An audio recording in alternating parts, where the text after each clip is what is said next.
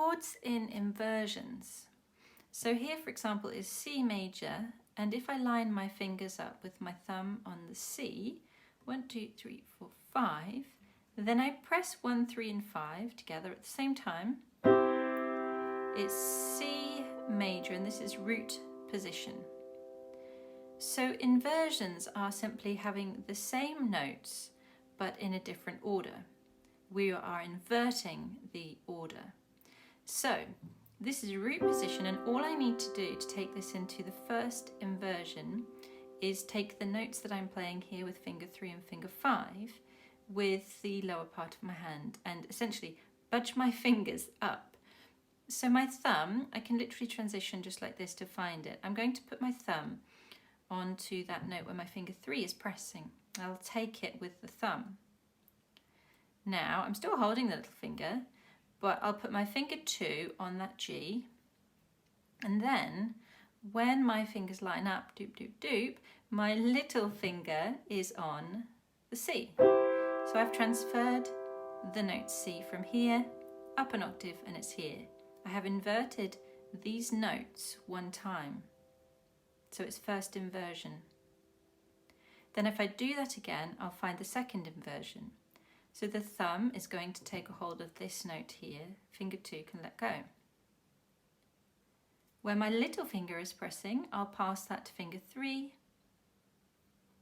Then when my fingers are lined up next door, my little finger will press E.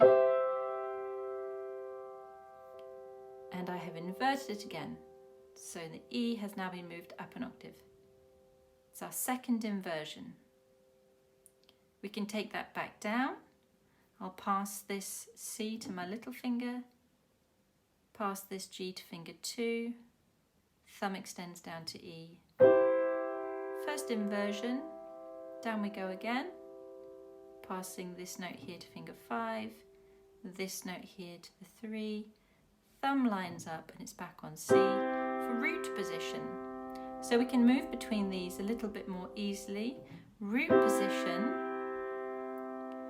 then transfer 1, 2, 5, first inversion, transfer 1, 3, 5, second inversion again, transfer down 5, 2, 1, first inversion, transfer down again, 5, 3, 1, root position. I like to do it like that, where I am passing on the notes as they are being held, but eventually we want to be able to do that without them being held. So a great exercise is the broken chords. So we would press one note after another. The chord is literally broken into its separate parts. Pressing 1, 3, 5. The hand closes a little bit, so I reach in a legato smooth way to 1, then line up 2, 5. 1, 3, 5. So I've gone all the way up, and you can continue. Root, first, second, and so on and so on. But quite a nice little exercise is to start with root position, first inversion, second inversion, and then replay the tonic, the first degree of the scale, the C. Now we're going to reverse it. So 5, 3, 1. Compress the hand a little tiny bit so that the fifth finger can legato reach smoothly the C. Down we go, first inversion, and again keep that thumb held so I can go smoothly to finger 5. Root position. We tend to finish this exercise by playing the dominant there, the fifth finger. So it goes.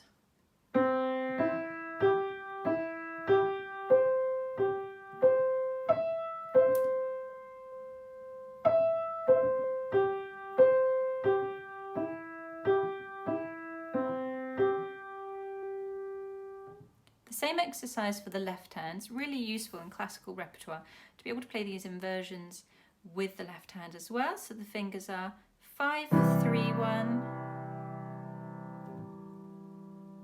5, 3, 1 again, but this time 5, 2, and then the thumb extends a little bit, 5, 2, 1.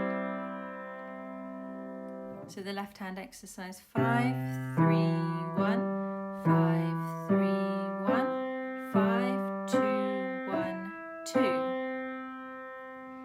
1, 2, 5, 1, 3, 5, 1, 3, 5, 1. Now we tend not to use inversions like that in the left hand if we're playing songs. We would just simply play the bass notes. And then the inversions, this is when you're really going to use them, is when you find a melody through using a chord inversion. So if you want to play songs on the piano without singing them, but playing the melody on the piano, you need to be able to find the melody at the top of the chord inversion. Our ear is naturally drawn to and listens instinctively to the top notes that it hears ordinarily. So if I wanted to hear a tune that descended like this,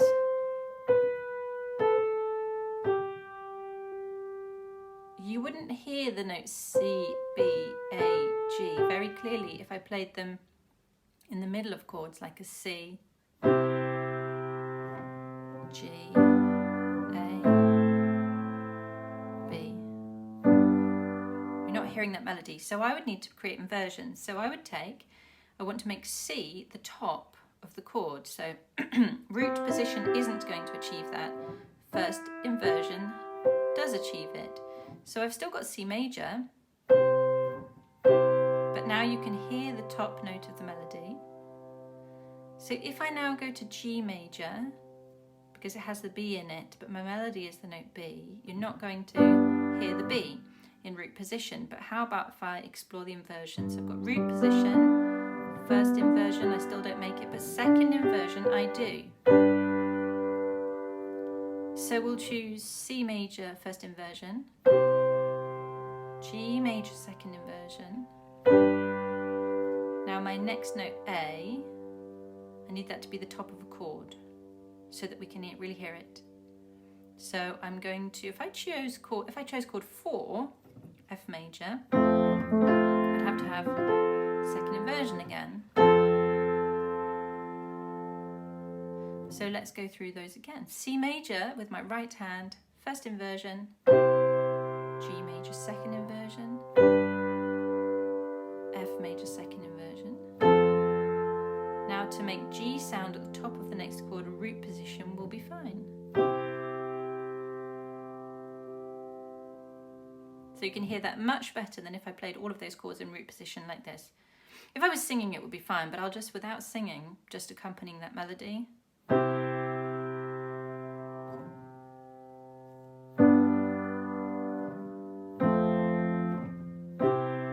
So you don't hear that. If I was singing that tune, that would be fine. But just playing the piano, we need inversions.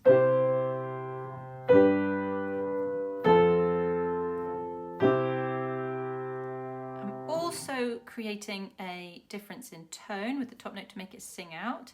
The technique on the top note is to articulate that top note a bit more strongly so you can hear it in the texture of the other notes.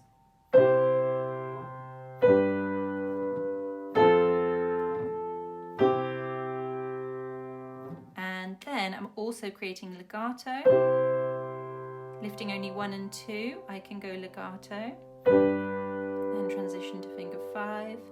Lift 1 and 2, so 5 to the next note is legato, 5, 4. And again transition past 4 to 5.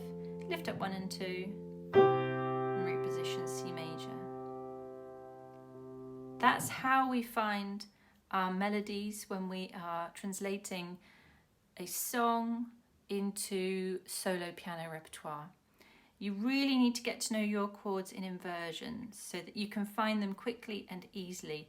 So it's really good to practice that broken chord exercise and to explore the chords extensively so that you can jump into them quickly and easily. But once you get them, it's great and you have so many more resources to move into different shapes and patterns. It really broadens the horizons of your playing. So work hard at it. It is hard work, but you do get there, and then one day it feels easy. Just take it slowly and carefully.